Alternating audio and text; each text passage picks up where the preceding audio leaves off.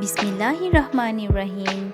Assalamualaikum. Hello everyone. Welcome back to my channel Farjana's Fancy. কেমন আছেন আপনারা সবাই? আশা করছি আল্লাহর রহমতে অনেক ভালো আছেন।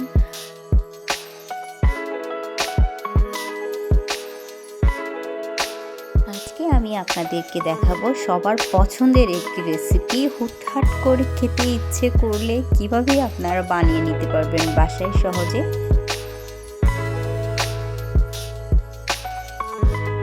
আমি কয়েকটা আলু ও একটা ডিম সেদ্ধ করতে দিয়ে দিলাম।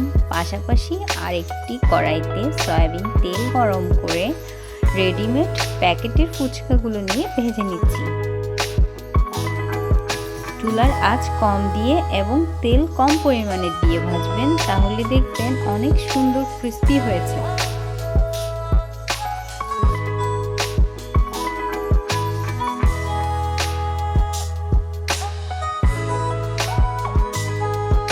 আর অনেক সময় পর্যন্ত মচমচে থাকবে। এদিকে আমি একটি ডিম টুকরো করে নিলাম। সেদ্ধ করা আলু, মরিচ, পেঁয়াজ, সরিষার তেল, এরপর দিয়ে দিব হাফ টিস্পুন চটপটির মশলা। তারপর ভালোভাবে মাখিয়ে নিব। ও লবণ দিয়ে তো ভুলেই গিয়েছিলাম। তারপর লবণ দিয়ে ভালোভাবে মিক্স করে নিলাম। এদিকে আমি শসা, ডিম কুচি, আলু সব রেডি করে নিয়েছি। টক বানানোর জন্য নিয়ে নিলাম হাফ টেবিল স্পুন চটপটি মশলা, হাফ টেবিল স্পুন বিট লবণ, একটু জিরা গুঁড়া, হাফ টেবিল স্পুন চিনি এবং 1 চা চামচ তেঁতুলের কাঠ। দিয়ে দিচ্ছি সামান্য পরিমাণ লাল মরিচের গুঁড়া, যেটি দেখতে আরও বেশি আকর্ষণীয় করে তুলবে। দিয়ে দিচ্ছি পরিমাণ মতো পানি এবং সব একসাথে মিক্স করে নিচ্ছি।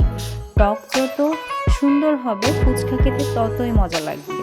টকের টেস্টই নির্ভর করে ফুচকাটা কতটা মজাদার হবে। তারপর দেখুন মাশাআল্লাহ আমার টকটা কিন্তু অনেক সুন্দর হয়েছে এবং খেতেও আলহামদুলিল্লাহ অনেক ভালো হয়েছে। এখন ডেকোরেশনের পালা। আমি একটি প্লেটে ফুচকাগুলো সুন্দর মতো সাজিয়ে নিচ্ছি। ফুচকা এমন একটি জিনিস যেটি দেখতে যতটা আকর্ষণীয় হবে খেতে ঠিক ততটাই মজা। একটি ফুচকা নিয়ে আমি ভেঙে নিচ্ছি। একে একে সবগুলো উপকরণ দিয়ে ফুচকা সবগুলো সাজিয়ে নিচ্ছি।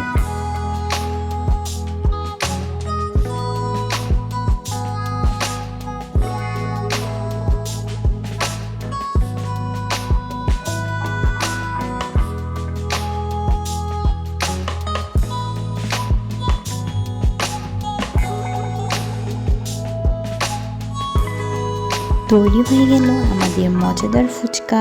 যখন তখন ক্রেভিংস হলে ঝটপট বানিয়ে নিতে পারবেন এই সহজ রেসিপিতে। ভিডিওটি ভালো লাগলে অবশ্যই একটি লাইক দিবেন। আজকে এই পর্যন্তই। আল্লাহ হাফেজ।